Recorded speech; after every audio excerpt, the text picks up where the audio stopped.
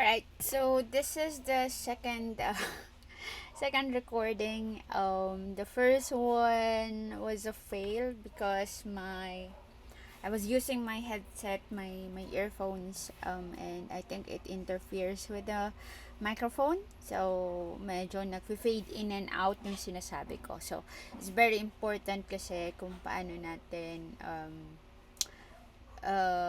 yeah, the audio is very important, otherwise you wouldn't be able, or some wouldn't be able to catch up with what is said and what you need to do in order to be able to use this statistical software for your data that has to be treated with analysis of variance. Okay, so for this one, you have to ready the problem sheet or the problem that was given to you. The two-way Anova problem. We did that manually, or you did that manually for your quiz last Friday. So this time we're going to be trying to do it using the statistical software. Okay, so take note of how we're going to be encoding it. Again, it's very important that we understand the data in order for us to know how we're going to be treating the data. Okay, so let's go back with the data first. Okay, so here it is. So we have students here. So we have male and female students. And then we have the low, medium, and loud noise and their scores in that particular noise level. Okay, so let's start first with the number of male students per each group. So per each group we have four. Yeah, four, right? Okay, and then four for male, four for female as well. That's times how many groups they are in, or level of noises. We have three. So all in all, we need to encode data in a set of three. So, parang pagiging 2 by 3 siya. Okay. So, punta na tayo muna dito. So, we have now the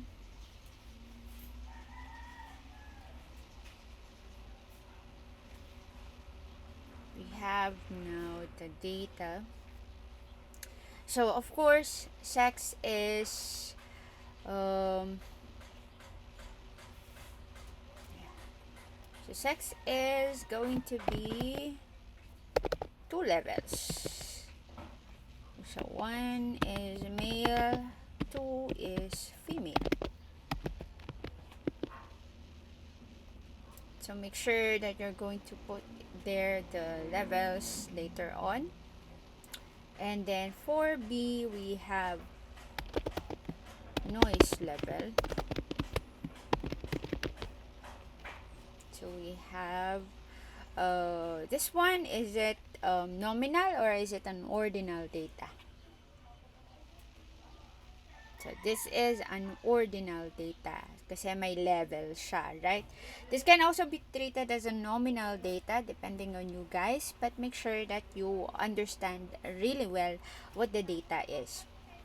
So, let's put there 1 for low, 2 for medium noise, and 3 for high noise level. And then, of course, data C, or variable C, would be the scores. So, of course, this is not nominal nor ordinal, but this is a continuous level. Okay, so let's now type in our data. Wait lang. Okay, so again, we have male, female students, and then we have the number. Okay, so we have here so 1, 2. So unahin muna natin to. Wait lang.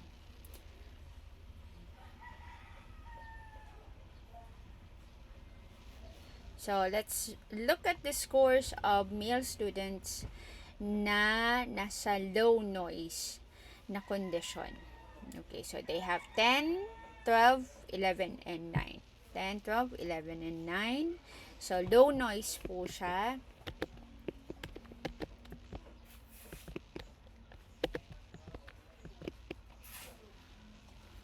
10, 12, 11, 9.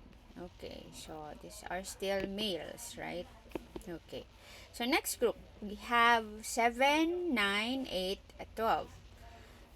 So, that's for medium noise level. So, 7, 9, 8, and 12. Okay. So, 7, 9. Okay, sorry. 7, 9, 8, and 12. Okay. Wait lang, please.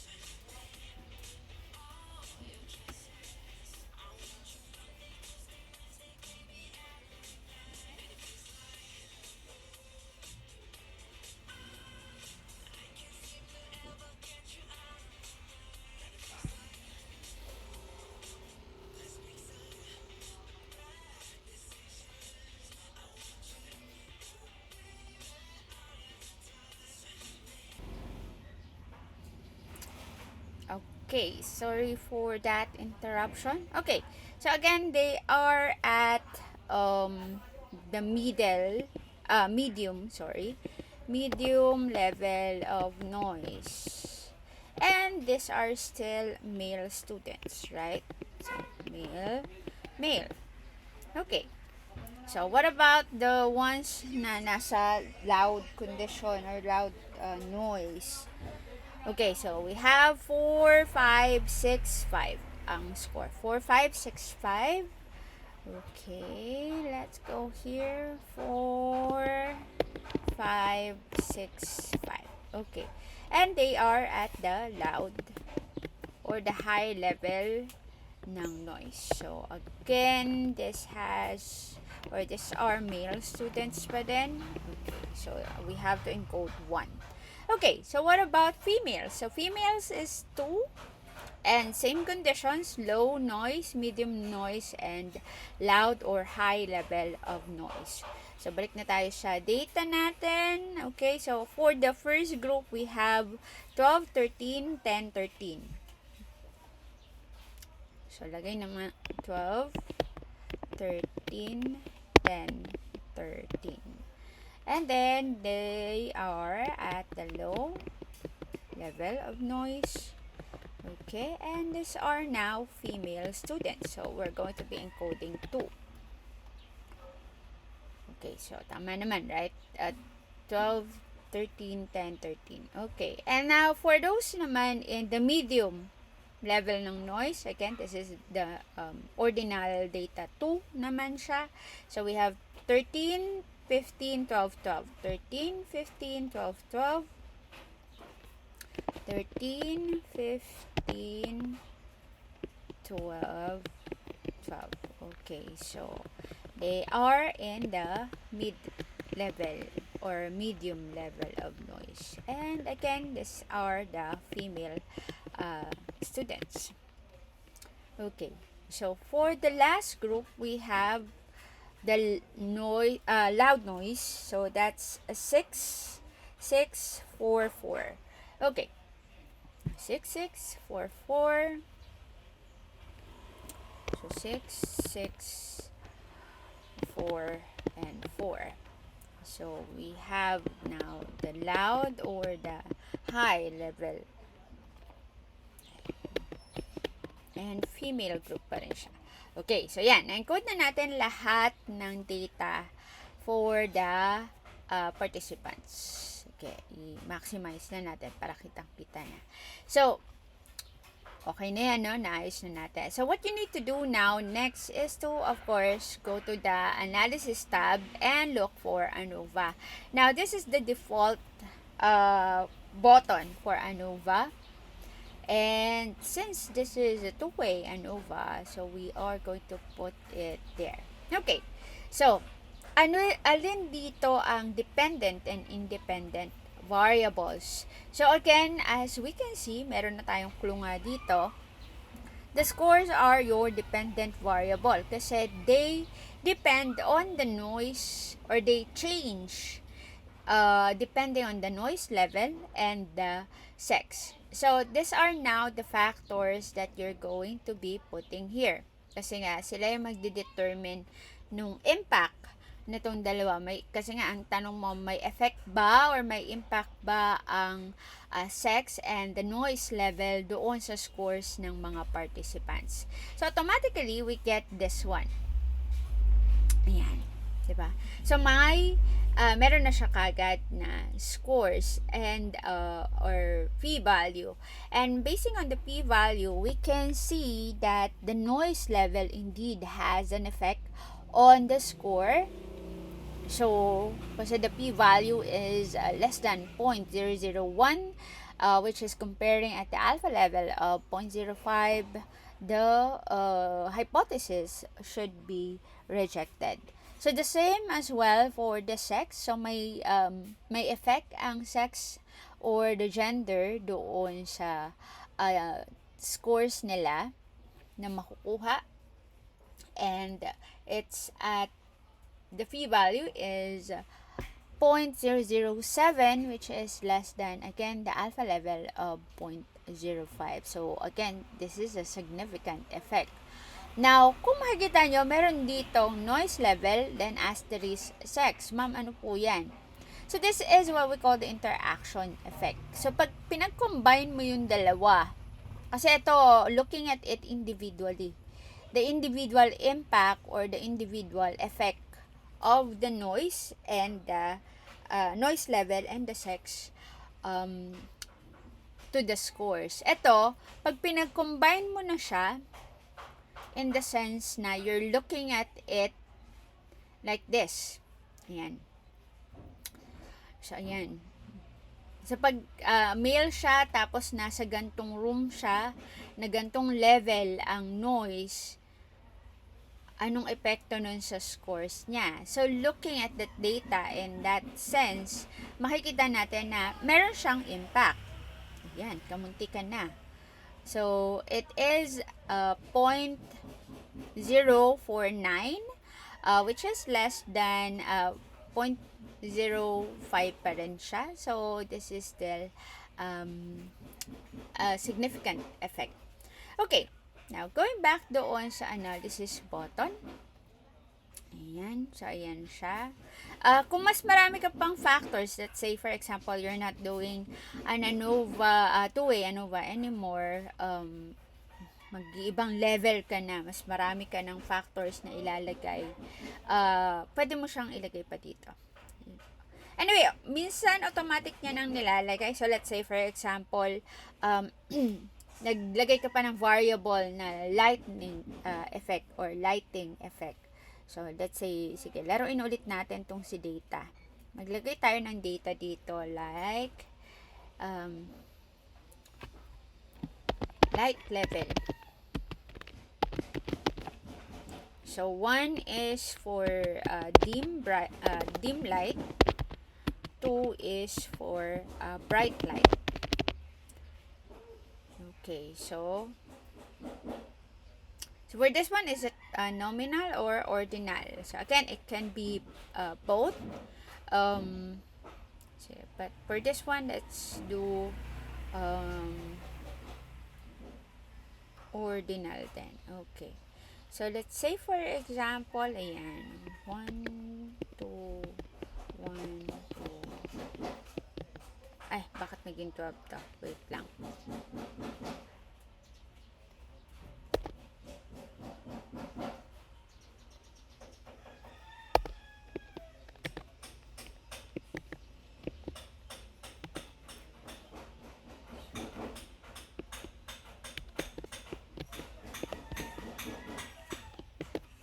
Okay, so 1, 2, 3, 4, 5, 6, 7, 8, 9, 10.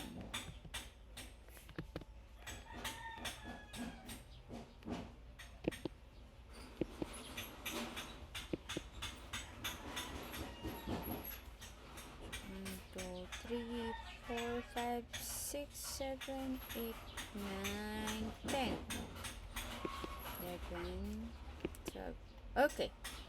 So, let's say, ganito na yung conditions natin. Ayan.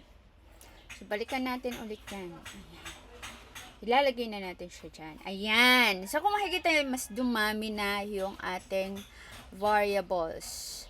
So, dito, mas marami na siyang nilagay na interaction. So, automatic nag-change to. So, may combination siya ng interaction between the noise level and the light level. So, kung makikita nyo, walang impact. Kasi nga, it's p-value 0.154. Whereas, with the sex and the light level, wala siyang nilagay.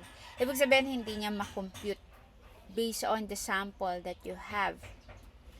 So, with that one, may problema ka doon sa ating data. Pag ganon. And then, kung makikita nyo, ayan. So, nag-times na siya. So, considering these 3 factors, may effect ba yan lahat? Pag pinagsama-sama mo lahat yung factors na yan, not individually looking at these factors, but grouping all of these factors, how does it impact or what is its effect on the scores of the students? Makikita natin na based on the p-value, wala siyang impact. So, at 0.675, wala siyang impact. Okay. Now, that is for the default ANOVA. Now, what I want you to do next is to go to the modules part. Wait lang, asan siya? Ayan, sa analysis, so modules part, ayan. And install the walrus. Ito yung walrus. Sa available, kasi yung sa akin naka-install na. So, hanapin nyo dyan yung walrus. Asan na yung walrus ko? Ayan. So,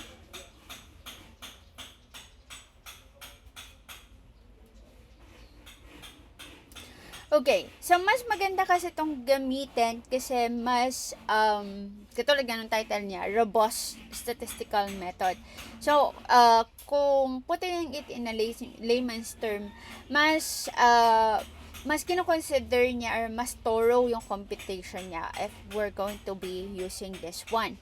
So, I suggest that we use this instead of the default ANOVA kasi nga mas marami tayong makikita pa further with the answers. Okay, so hopefully na ilagay nyo na. Ayan, ito yung walrus. So, alam naman natin agad na ito yun kasi nga the icon is a walrus. Okay, so hanapin natin dito ngayon si ANOVA, robust ANOVA. So if you would see, it still has the same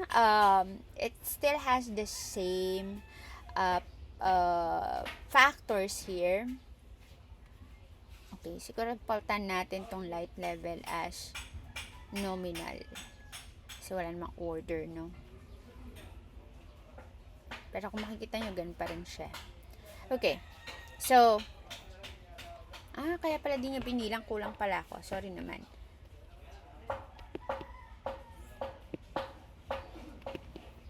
Ayan, nabilang niya na. Sorry. Sorry, hindi ko nakapansin yon. Okay, so ito, kung makikita natin, again, the light level does not have any impact or effect doon sa scores ng mga individually as well as combination with other factors. So, wala siyang effect. Okay, so balikan natin tong walrus. Ayan. So, again, the dependent variable is the score and the factors that we have are the 3. Okay, sige. Alisin lang natin to. Okay. Mali yata na gawin siyang gawin natin tong ordinal. And tingnan natin kung tatanggapin na siya. Ayaw niya talaga. Bakit? May missing value pa ba ako?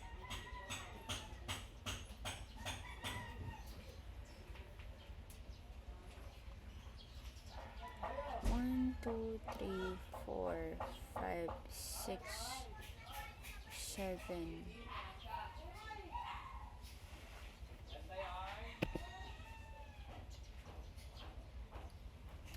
So, 1, 2, 3, 4, 5, 6. 1, 2, 3, 4, 5, 6. Okay. So, hati natin siya. Okay.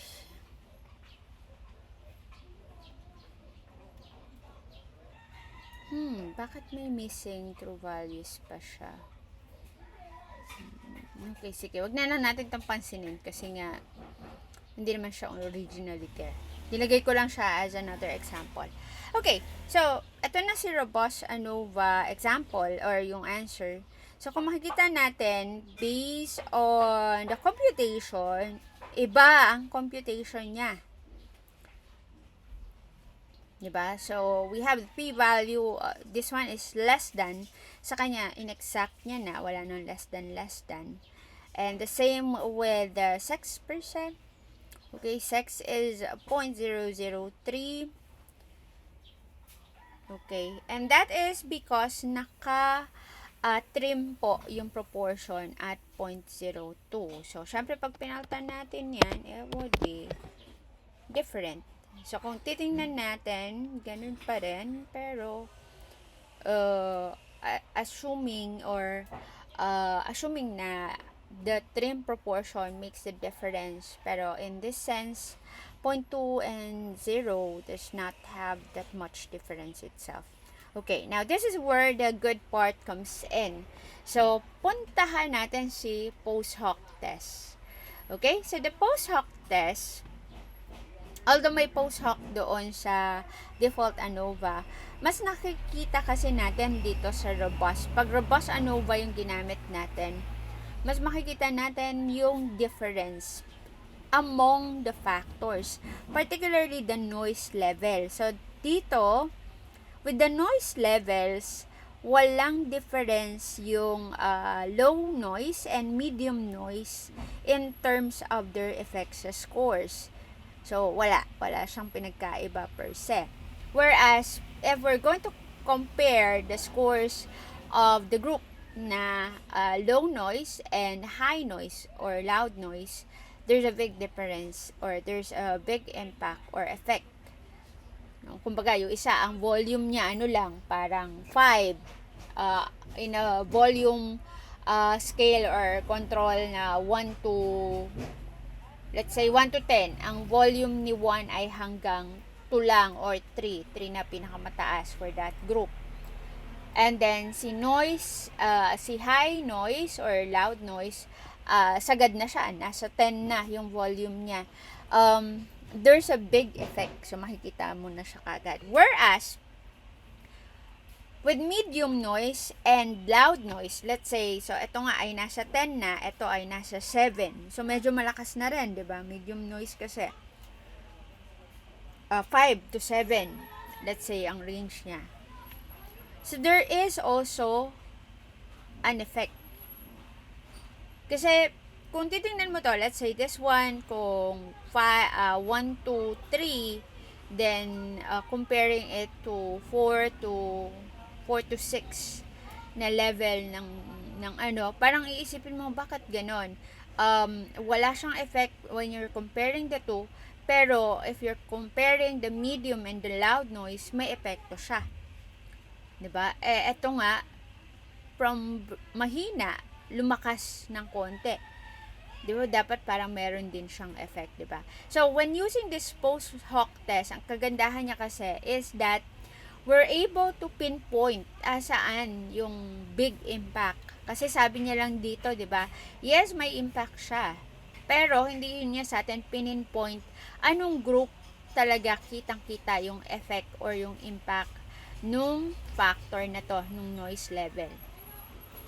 With the with the sex or the gender, di natin masyado makikita yung difference because or the impact itself because we're just comparing it with two groups lang. Okay? So, hopefully this had been helpful for you. So, for today's activity, you need to do the problem 1. Problem 1 na tayo.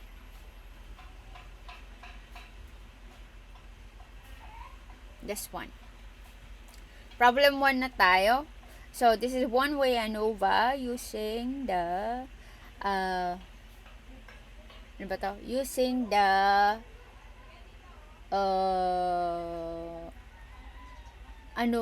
using the Jamovi ANOVA. So you can do the same thing, use the default Anova, this one, or for that one you just put it there. Ayan. So let's say for example, ito lang gusto mong makita. Yan. So yan na siya. Ganyan na siya kadali.